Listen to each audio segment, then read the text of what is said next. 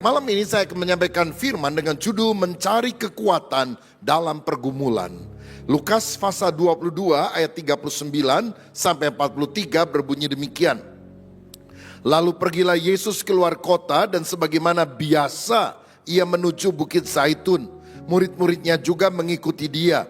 Setelah tiba di tempat itu ia berkata kepada mereka, "Berdoalah supaya kamu jangan jatuh ke dalam pencobaan." Kemudian ia menjauhkan diri dari mereka kira-kira sepelempar batu jaraknya. Lalu ia berlutut dan berdoa katanya, "Ya Bapakku, jikalau engkau mau, ambillah cawan ini daripadaku, tetapi bukanlah kehendakku, melainkan kehendakmu lah yang terjadi." Maka seorang malaikat dari langit menampakkan diri kepadanya untuk memberikan kekuatan kepadanya. Amin. Saudara sekalian, malam ini 2000 tahun yang lampau kita mengenang pergumulan Yesus di Taman Getsemani. Dia tahu bahwa segera dia akan ditangkap oleh orang-orang Yahudi, oleh orang Romawi, dan kemudian dia akan mati di kayu salib, bukan karena kesalahannya, tapi untuk menebus dosa manusia. Usia Yesus waktu itu masih muda, 33 tahun saja. Dan dia harus menghadapi penderitaan dan maut yang sangat mengerikan. Dan sebagai seorang manusia biasa, karena waktu dia datang ke dunia, dia mengosongkan diri, dia menghampakan diri. Dia bukan hanya Allah sejati, dia manusia sejati yang bisa lapar, lemah, sakit, bahkan bisa mati. Dia tahu di dalam keadaannya sebagai manusia, dia tentu bisa takut, bisa gentar. Bahkan Alkitab berkata, di dalam pergumulannya keringatnya mengalir seperti tetesan darah.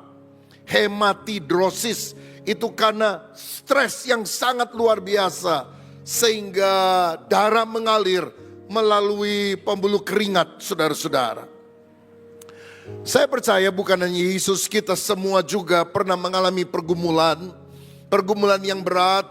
Mungkin ada orang yang pernah dikejar-kejar oleh debt collector, diteror begitu luar biasa. Mungkin ada di antara saudara yang pernah berurusan dengan pinjaman online, dan nama saudara kemudian dikontak ke seluruh kontak person yang ada di HP kita, dijelek-jelekan, dikata-katai seperti binatang dan sebagainya.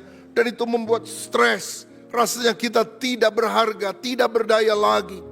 Ada masalah keluarga, ada masalah ekonomi, ada masalah pekerjaan, ada masalah hubungan yang tidak baik di dalam keluarga. Berbagai masalah yang kadang-kadang menekan batin kita begitu luar biasa. Bagaimana kita bisa mengatasinya? Bagaimana kita bisa menang di dalam pergumulan itu? Mari malam ini kita belajar dari Yesus. Bagaimana dia mencari kekuatan di dalam pergumulan. Ada 3 hal yang Yesus cari, dan saya yakin bahwa ini teladan bagi kita. Kita juga harus mencari 3 hal ini di dalam pergumulan kita. Yang pertama yang Yesus cari adalah taman. Saudara-saudara, ayat 39 tadi berkata, lalu pergilah Yesus keluar kota dan sebagaimana biasa ia menuju Bukit Zaitun, murid-muridnya juga mengikuti dia. Yesus punya habit, Yesus punya hobi. Dia seringkali mencari tempat yang sunyi untuk dia bisa berdoa kepada Bapanya. Dan tempat favoritnya ada di Bukit Zaitun, dan itu adalah sebuah taman, Getsemani namanya. Saudara-saudara, dia berada di tempat sunyi itu supaya dia bisa merenungkan kehidupannya, merenungkan hari-hari yang sudah dia lalui, merenungkan pelayanan yang sudah dia kerjakan, merenungkan apa yang harus dia lakukan pada hari-hari ke depan. Dan selain merenungkan kehidupan dia, berdoa, dan itulah unsur yang sangat penting. Kenapa Yesus mencari taman yang sunyi? Supaya dia bisa fokus. Dan betapa pentingnya kita memfokuskan pikiran kita untuk mencari arti hidup yang bernilai bagi diri kita. Dan Alkitab berkata, bahwa dia biasa melakukan itu.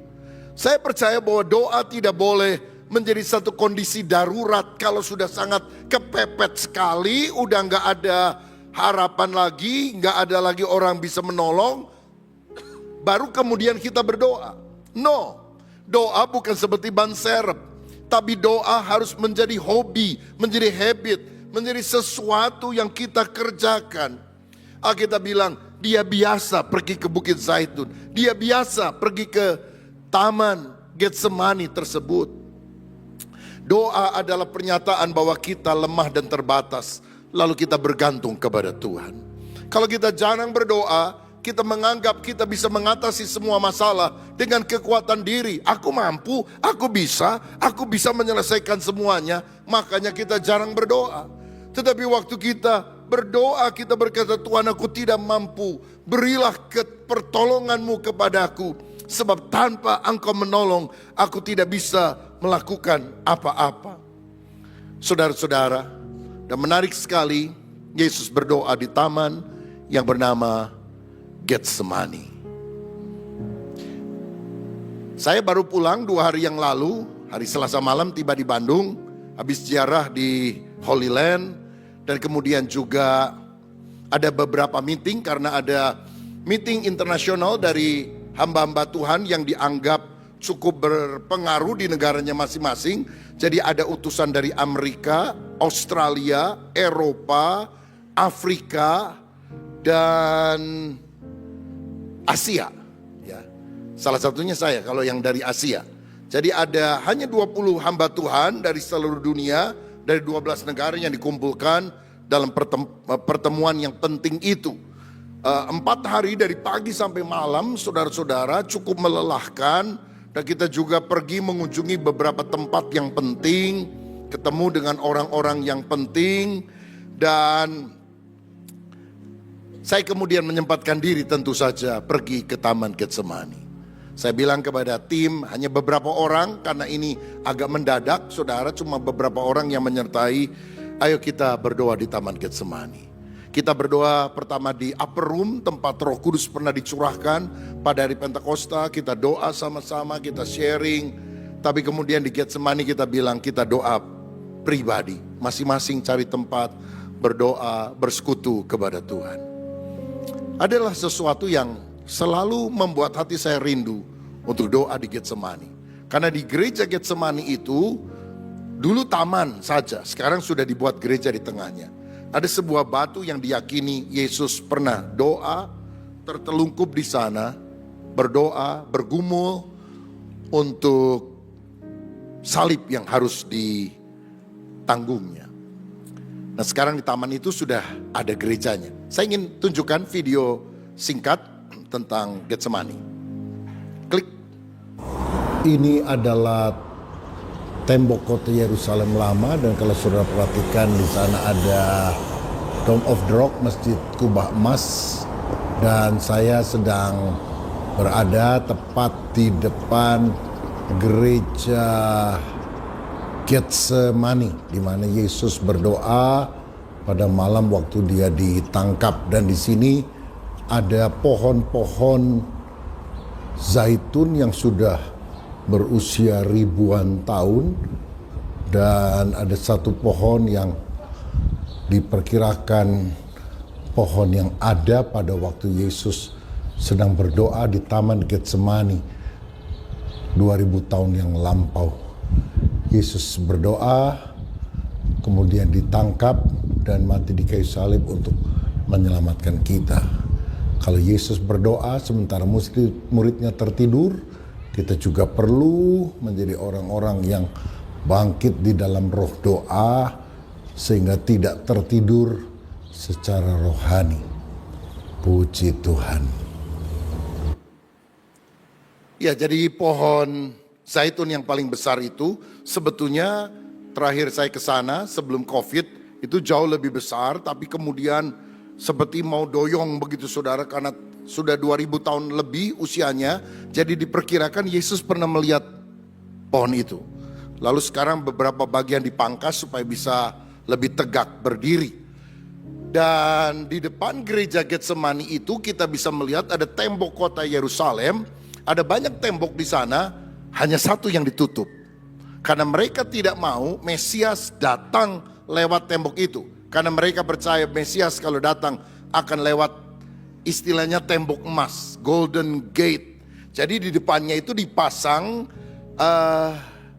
kuburan Yahudi, kuburan Muslim dan sebagainya ditaruh di sana. Sebab orang Yahudi berpikir bahwa seorang pelayan Tuhan tidak boleh lewat ke kuburan, dia najis, ya. Jadi tidak mungkin kalau Mesias pergi lewat tempat itu. Jadi ditutup oleh orang Turki pada beberapa abad yang lampau.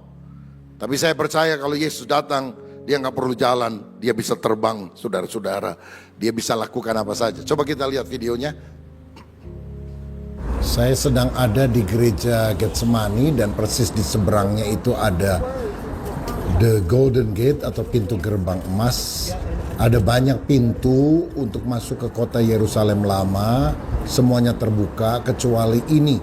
Ini adalah tempat yang dipercaya nanti Mesias akan datang dan masuk ke Yerusalem melalui pintu ini.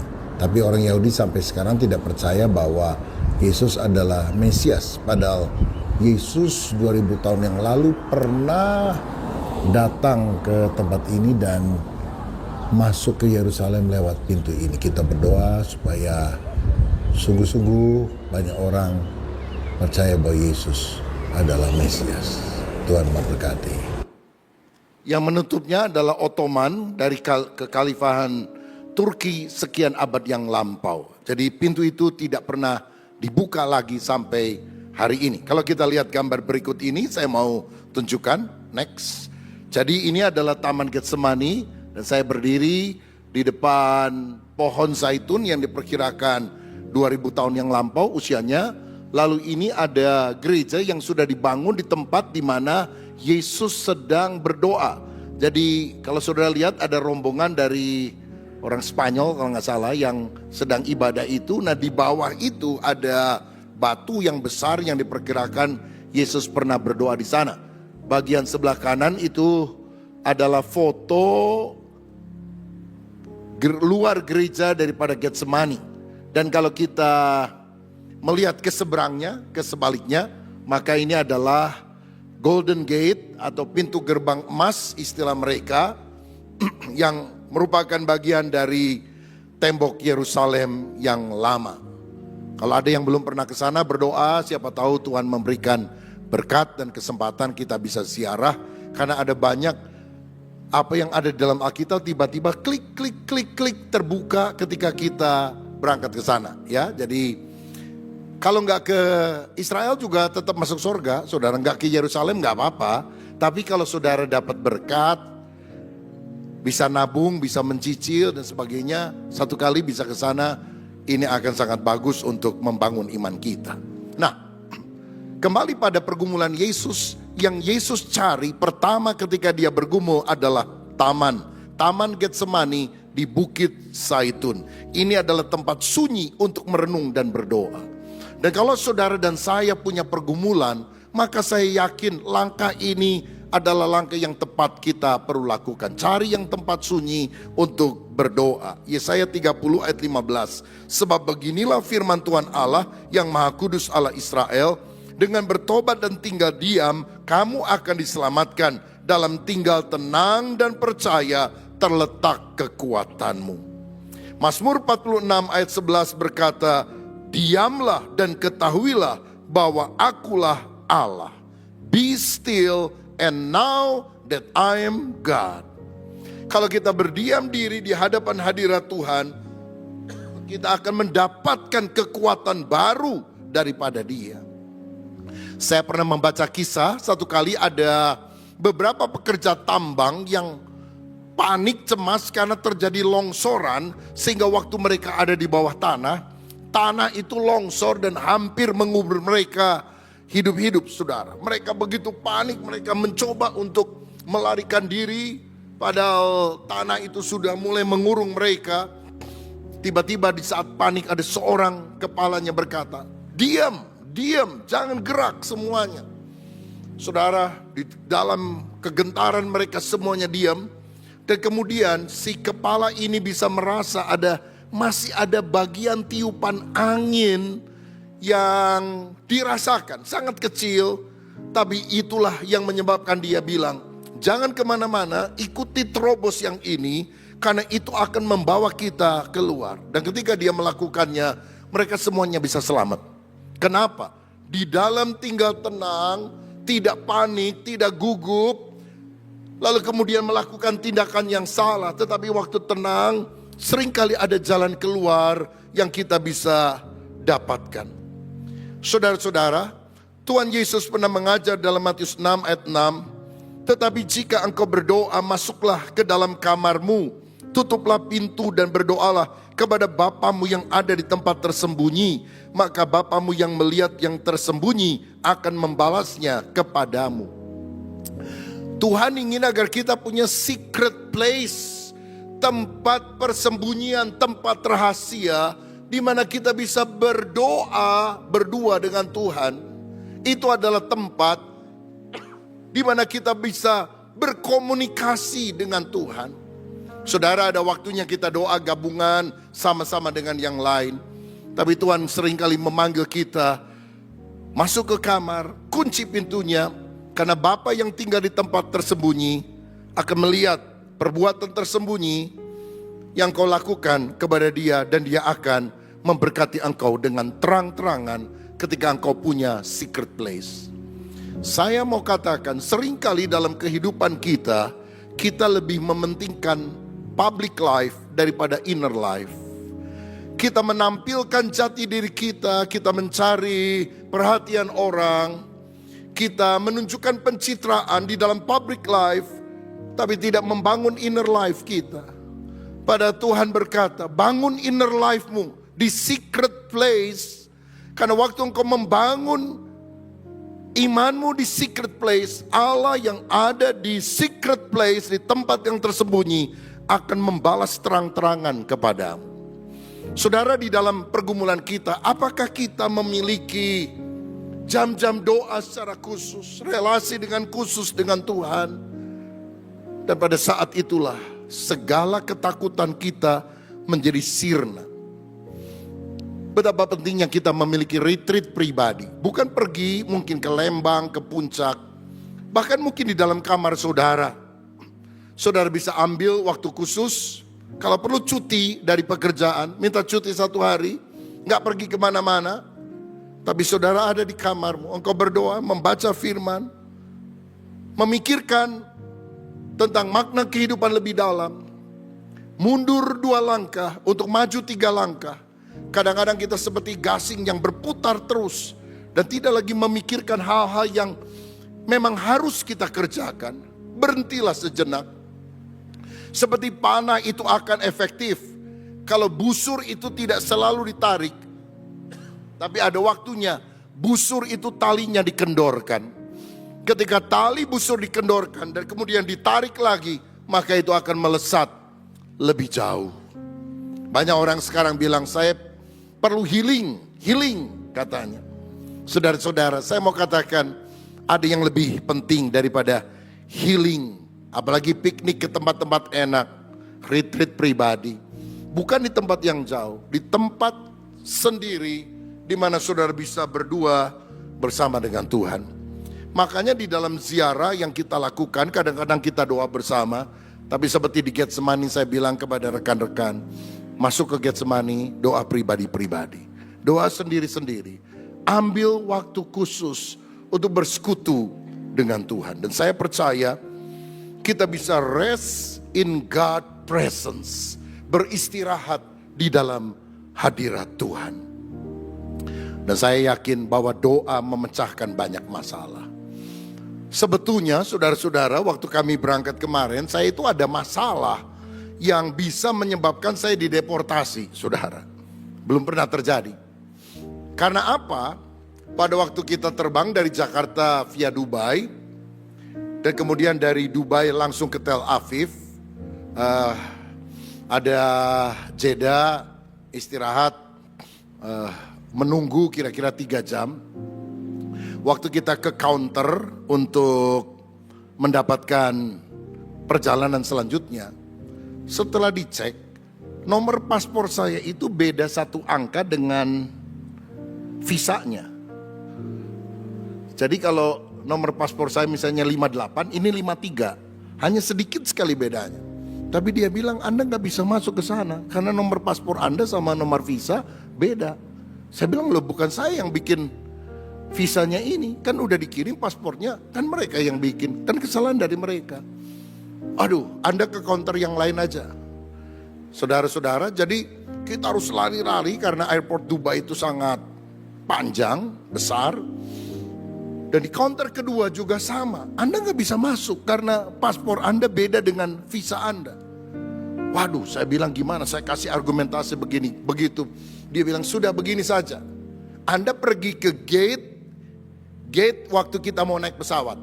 Apa yang dikatakan orang itu terserah. Kalau boleh, boleh. Kalau enggak, kelihatannya Anda harus deportasi. Enggak boleh melanjutkan perjalanan. Waduh, saudara. Jadi saya salah nomornya untuk paspor. Satu lagi ada yang salah nomornya untuk tanggal lahir, bulan lahir, saudara-saudara. Nah, jadi waktu mau ketemu lagi, yang terakhir, yang ketiga, yang bisa mutusin kepalanya, saudara sekalian. Kita lari-lari, saudara, dan sebelum sampai udah lihat gate-nya, saya bilang kita doa dulu. Kita doa, Tuhan buka jalan, bagimu tidak ada yang mustahil.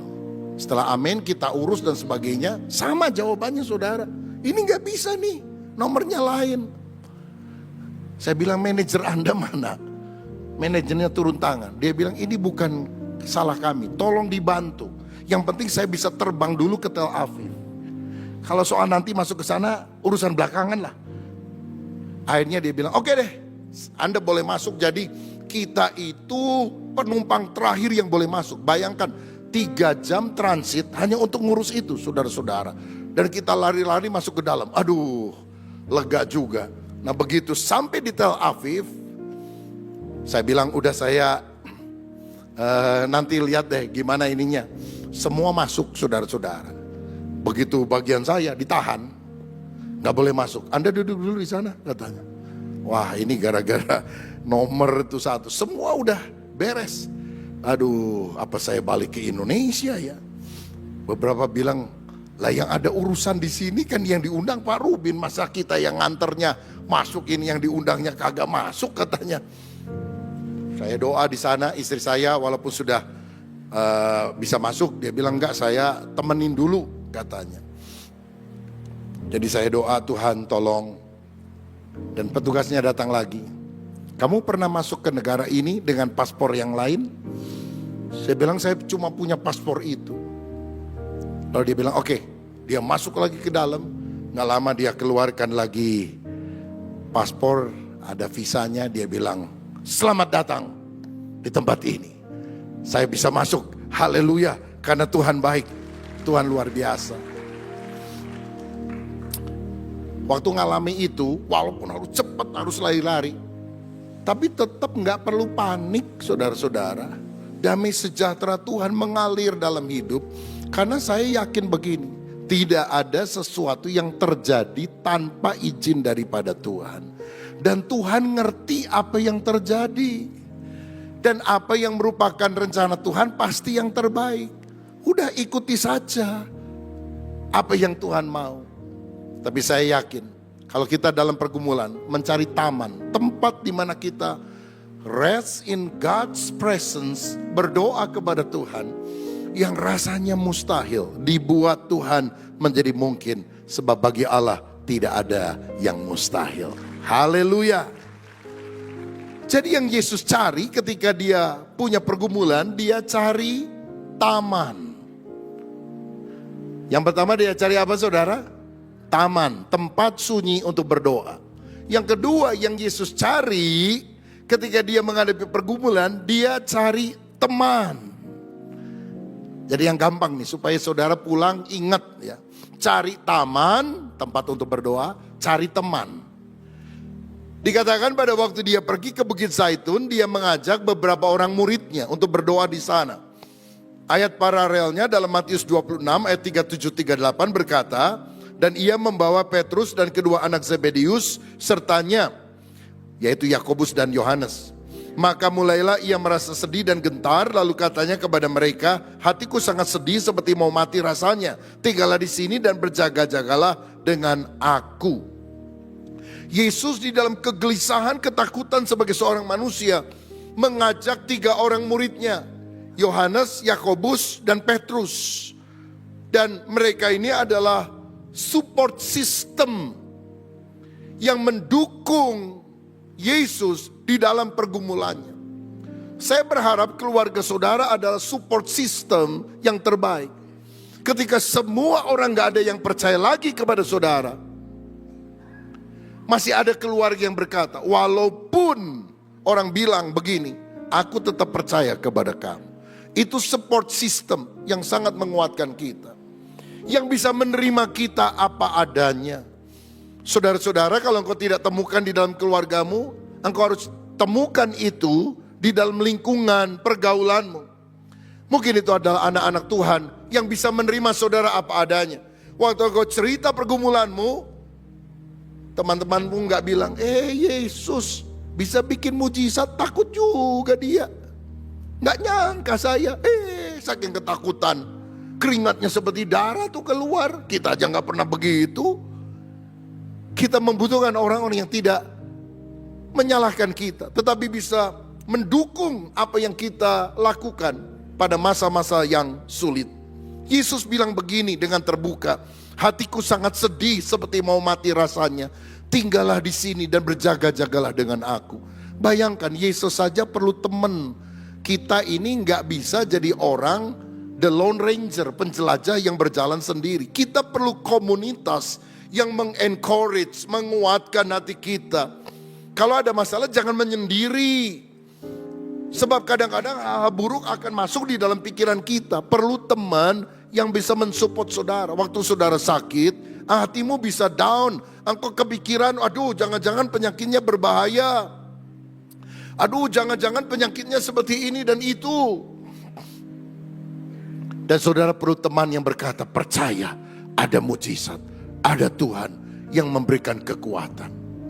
Saya ingat waktu saya tahun yang lampau dilihat di sini ada benjolan di bagian leher dekat di bagian leher ini saudara.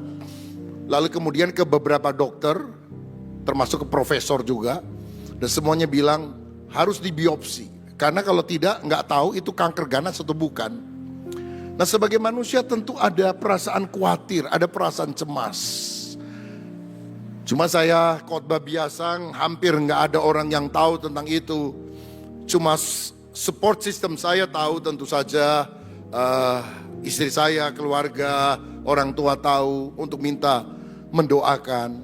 Tapi saya tidak terlalu banyak mau bicara tentang hal ini kepada banyak orang. Kita bukan hanya second opinion, udah third opinion, fourth opinion. Dan semuanya bilang harus dibiopsi. Sampai ke profesor yang paling pinter di bidang ini. Prof, saya tanya, gimana kalau saya nggak dibiopsi? Nggak apa-apa, masalahnya gini, kalau dikorek-korek itu kadang-kadang kata orang suka lebih nyebar. Oke, nggak apa-apa. Asal siap aja, siap apa? Mati aja tiba-tiba. Waduh ini profesor. Saya langsung shock saudara. Tapi hari ini profesornya udah meninggal, saya masih hidup saudara sekali. Dan saya harus pergi ke Singapura diambil sampelnya. Dan waktu berbaring sendirian di kamar rumah sakit, istri dan ada keluarga saya yang lain harus menunggu di luar, tidak boleh masuk. Rasanya lemah saudara. Tapi tiba-tiba WA saya bunyi, ada teks yang masuk. Pak, puji Tuhan izin gereja kita untuk Sumarekon keluar. Jadi saya terima itu waktu saya terbaring di rumah sakit di Singapura. Lagi lemah, aduh Tuhan saya kena cancer atau enggak ya. Tuhan tolong. Tiba-tiba muncul berita tersebut. Dan saya bilang, haleluya saya pasti sembuh. Karena kalau Tuhan kasih izin, Tuhan kuatkan hambamu untuk mengerjakan proyek tersebut. Dan Pada waktu hasilnya terjadi, no cancer at all. Itu yang dokter sampaikan. Saudara-saudara, kadang-kadang kita bisa merasa lemah. Tapi kita perlu support system, orang-orang di sekitar kita yang menguatkan, yang mengencourage, membangun. Kalau suamimu lagi terpuruk, dipecat oleh perusahaannya, target tidak tercapai dan sebagainya. Istri-istri jangan ngomel. Istri-istri jangan cat. Aduh gimana kita nanti? Aduh makan apa kita nanti? Kamu masih bisa kasih makan anak atau tidak? Didoain saudara. Jangan malah ngomong negatif. Sebab pada waktu orang down, mereka membutuhkan orang lain untuk menguatkannya. Gak usah kita, Yesus saja perlu teman. Masa kita gak sadar bahwa kita harus menjadi orang yang menguatkan orang lain. Jangan gaul sama toxic people. Saudara udah ngalami masalah, gabung sama orang yang ngomongnya racun negatif semuanya. Repot kita. Kalau saudara ingin memiliki kehidupan rohani yang bertumbuh, jangan suka gaul sama BSH, barisan sakit hati. Waduh, itu akan merusak iman saudara. Gaul sama orang yang rohnya menyala-nyala. Gaul sama orang yang hatinya cinta kepada Tuhan. Gaul sama orang yang percaya bahwa mujizat masih terjadi bagi setiap orang yang berdoa dan berharap bahwa bagi Allah tidak ada yang mustahil. Siapa yang setuju dengan saya? Berikan tepuk tangan yang meriah untuk Tuhan kita. Jangan jadi orang yang toksik juga. Ngomong negatif kepada yang lain. Jadilah teman yang menguatkan, keluarga yang menguatkan. Alkitab berkata berdua lebih baik dari seorang diri. Karena jika yang satu lemah, yang lain bisa mengangkatnya. Itu sebabnya mengapa Paulus dalam pelayanan selalu mengajak teman-teman untuk saling menguatkan. Bahkan ketika dia masuk dalam penjara di kota Filipi, dia ditemani oleh Silas atau Silwanus. Dan malam-malam mereka saling menguatkan. Mungkin Paulus bilang, Las, kamu kan baru saya ajak sekali pelayanan, udah dijeblosin penjara nih. Kamu nyesel enggak? Enggak, Lus. Aku sih percaya bahwa Tuhan tetap baik. Udah, daripada kita stres, kita nyanyi lo yuk. Aku suara 1, kamu suara 3. Malam itu duet Laslus, Silas dan Paulus nyanyi. Paulus suara 1, Silas suara 3. Dan waktu mereka nyanyi, semua baik, apa yang telah kau perbuat di dalam hidupku. Mungkin lagunya itu, mungkin saudara-saudara. Tiba-tiba Tuhan dari surga lihat, wih keren juga ini suara 1, suara 3. Aku ikutan deh suara 4. Suara 4. Dan suara 4 kan ngebas. Gempa bumi terjadi saudara. Lepaslah belenggu mereka semua. Karena apa? Duet Laslus ini sangat luar biasa. Kita perlu teman untuk bisa saling mengencourage satu dengan yang lain saudara-saudara. Saya waktu ke Israel kemarin lihat sepi. Maksud saya turis-turis itu masih sangat jarang saudara-saudara. Aman sih, gak ada masalah dari awal sampai akhir aman. Tapi sepi. Waktu kita pergi ke tempat-tempat, misalnya ke Golgota, tempat Yesus mati dan kemudian bangkit. Saya tanya orang dari Inggris kalau gak salah, gimana di sini? Waduh sepi, mereka udah tutup 3 bulan, saudara, baru buka beberapa waktu yang lalu. Tapi saya berterima kasih untuk rombongan Indonesia. Rombongan Indonesia berani, ya, itu negara paling berani datang ke sini. Negara yang lain masih takut-takut. Indonesia sudah ada 30 grup kali saudara sekalian ke sana. Hidup Indonesia, haleluya. Saudara-saudara, orang-orang bule pertimbangannya masih banyak. Kita sih maju tak gentar, karena gentar tak maju saudara. Dan mereka sampai terima kasih. Saya nginep di satu hotel namanya King David. Itu hotel disiapkan oleh mereka yang mengundang. Yang disiapkan biasanya untuk tamu-tamu kehormatan, tamu negara. Saya lihat tulisannya ada 100 presiden lebih yang pernah nginep di sana. Di lantai itu ada tanda tangan Donald Trump, Joe Biden, macam-macam raja Arab dan sebagainya. Ya, jadi, wih keren, saya mah injak-injak aja saudara sekalian. Karena dia akan di lantai begitu ya. Dan kita bisa nginep di sana dan sepi. Hari pertama cuma rombongan kita, kira-kira cuma 20 orang. Bayangkan, itu hotel mewah, hotel bagus. Cuma 20 orang. Hari kedua lumayan, hari ketiga masih ada yang lain-lain. Dan waktu kita naik bus mau pergi ke satu tempat, ini delegasi dari 5 benua itu, tiba-tiba ada orang lokal minta izin ngomong kepada ketua pengundang kita, boleh nggak saya ngomong sesuatu? Dia ngomong, saya tidak kenal Anda, saya tidak tahu Anda dari negara mana, tapi saya lihat Anda dari macam-macam negara karena ada orang Jepang, ada orang Afrika hitam, sudah ada orang Jerman dan sebagainya. Hati saya sangat terhibur, Anda mau menemani kami pada masa pergumulan. Saya lihat hotel ini bagus sekali tapi udah lama sepi, tapi Anda ada di sini. Saudara, orang-orang perlu teman. Dan menurut penelitian, orang tua yang masih punya sahabat pada masa tuanya panjang umur dibandingkan dengan orang yang relatif lebih muda tapi gak punya teman.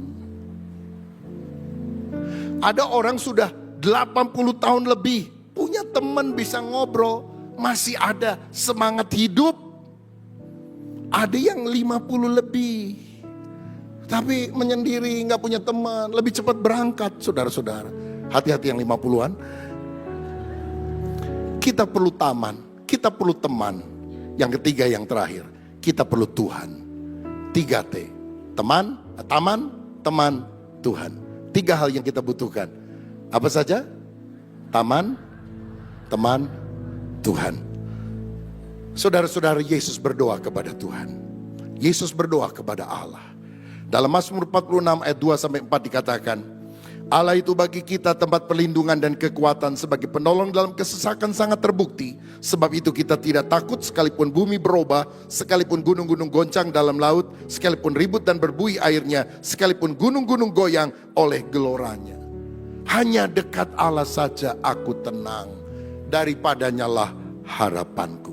Mendekat kepada Tuhan, gelora di dalam hati akan teduh oleh anugerahnya. Kadang ada orang tanya gini sama saya, kalau Yesus Tuhan, kenapa dia berdoa kepada Bapa? Nah, ini ada relasi di dalam ketritunggalan. Allah itu esa, tetapi dalam keesaannya dia punya kejamakan. Di dunia ini kan ada yang esa satu tapi jamak. Sebuah ruangan pasti terdiri dari 3 unsur, panjangnya, lebarnya, tingginya. Satu segitiga, berapa segitiganya? 1. Harus terdiri dari 3 garis. Harus terdiri dari 3 sudut. Kalau nggak ada 3 sudut, kalau nggak ada 3 garis, nggak bisa disebut sebuah segitiga. Allah itu esa, tetapi dia memiliki 3 pribadi yang dapat dibedakan, tapi tidak bisa dipisahkan. Bapa, Anak, dan Roh Kudus. Saudara-saudara, karena Yesus itu adalah firman Allah. Firman menyatu dengan Bapa. Tetapi firman itu menjadi manusia. Nah, itulah kelebihan Allah daripada kita. Perkataan kita gak bisa menjelma jadi manusia. Perkataan Allah bisa menjadi manusia. Karena Allah itu Allah yang tak terbatas. Jadi ada orang tanya gini, pada waktu Yesus datang ke dunia, yang memberita di sorga siapa? Bapa.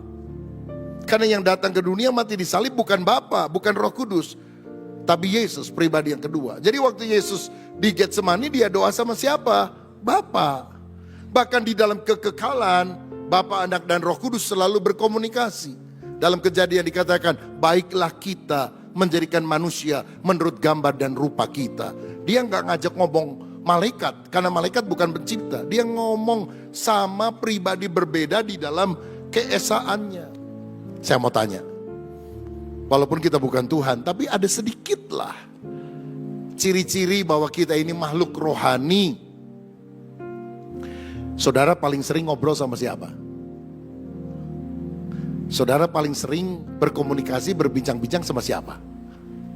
Papa, mama, adik, kakak, teman, pacar, suami, istri. Saudara paling sering ngomong sama siapa? Diri sendiri. Mau beli baju, yang biru bagus ya. Enggak, yang merah lebih bagus. Udah yang hijau aja deh. Ngomong sama siapa? Sama diri sendiri.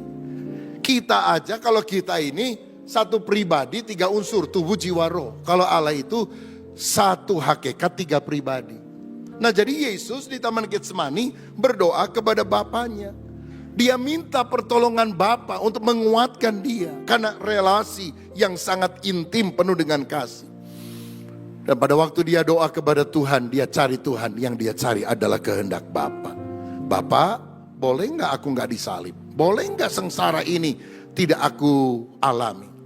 Tapi bukan yang aku inginkan, kehendak-Mu lah yang terjadi. Doa tidak merubah Allah, doa merubah kita. Agar kita menyelaraskan diri dan keinginan kita untuk selalu taat kepada Allah. Saya mau katakan hal ini. Good is not always God's will, but God's will is always good. Yang baik, yang bagus belum tentu kehendak Allah. Tapi kehendak Allah pasti yang terbagus. Amin saudara. Engkau punya rencana, cita-cita, gak tergenapi, jangan stres. Tuhan siapkan yang lebih bagus. Ada pemuda yang diputusin pacar di tempat ini. Jangan mati bunuh diri. Tuhan sengaja mengizinkan hal itu. Menjaga saudara dari si kurang ajar itu. Supaya dia tidak memiliki hidup saudara. Yang akhirnya akan menyengsarakan hidupmu.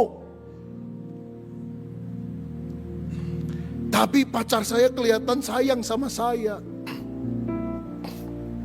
Dia bilang, aku tidak menginginkan harta, aku inginkan hati. Ya, hati itu kan singkatan, harta dan properti, saudara-saudara. Jadi hati-hati, mulut bisa manis tapi motivasi orang hanya Tuhan yang tahu. Dan Tuhan bisa menghindarkan kita dari pengambilan yang kurang baik. Yang kita pikir bagus, ternyata digagalkan Tuhan. Bukan karena dia kejam, karena good is not always God's will, but God's will is always good. Amin saudara. Saya ini pernah kecewa Bapak Ibu. Jarang-jarang saya ngomong ini nih. Saya pernah kecewa karena beberapa tahun yang lalu kita ini pernah hampir membeli, ambil alih sebuah tempat pendidikan yang cukup luas. Tawar, udah deal, udah jadi. Dan hari Jumat rasanya kita udah deal akan ketemu di notaris untuk mulai bayar sebagian biaya. Hari Rebo dibatalin, saudara. Aduh, saya kecewa banget. Saya bilang, aduh ini kita udah susah-susah kok nggak jadi. Saya bilang, ya udahlah kalau batal kita nanti ketemu lagi aja beberapa bulan yang akan datang. Dia bilang kalau ketemu lagi harganya berubah naik 30 M. Dan saya kecewa saudara. Tapi ya udah mau apa. Tapi itulah yang dalam beberapa bulan kemudian Tuhan membuka jalan. Ada penawaran tanah di Sumarekon. Yang akhirnya kita bisa beli Sumarekon. Dapat izin gereja. Tanahnya jauh lebih luas daripada yang batal tersebut. Dan saya bilang Tuhan saya bersyukur. Gak jadi kecewa. Tapi ketawa. Kalau kita bayar. Kita gak punya uang. Gak ada lah cerita kita bangun museum kisah Alkitab di Sumarekon atau apa. Nggak ada saudara-saudara. Kita udah mau jadi. Kok bisa ya? Bisa berubah semuanya. Semua ada di pengaturan Tuhan. Dalam hal ini nggak ada yang kita bilang, waduh gini gitu. Dia jahat, dia. Ini bukan soal jahat baik. Rencana Tuhan. Rencana Tuhan. Kalau saudara punya rencana gagal, bukan kan waduh si itu begini begitu menjaga saya. Enggak saudara-saudara. Tuhan mau kasih yang terbagus untuk saudara dan saya. Kita aja waktu detik itu kecewa. Tapi setelahnya kita bilang, oh Tuhan aku yang bodoh. Aku yang gak ngerti rencanamu. Rencanamu yang terjadi yang terbaik. Percayalah Kalau kita cari Tuhan, Tuhan akan selalu kasih yang terbaik dalam hidup saudara. Dan apa yang terjadi ketika Yesus cari taman, cari teman, cari Tuhan? Lukas 22 ayat 43 sebagai ayat penutup. Maka seorang malaikat dari langit menampakkan diri kepadanya untuk memberi kekuatan kepadanya. Waktu kita cari taman untuk berdoa, teman untuk saling menguatkan, Tuhan untuk cari kehendaknya, Tuhan akan perintahkan malaikatnya memberikan kekuatan kepada kita. Apapun masalahmu malam ini, ada solusi, ada jalan keluar. Karena Tuhan yang berkuasa berpihak kepada saudara. Tuhan Yesus memberkati. Amin.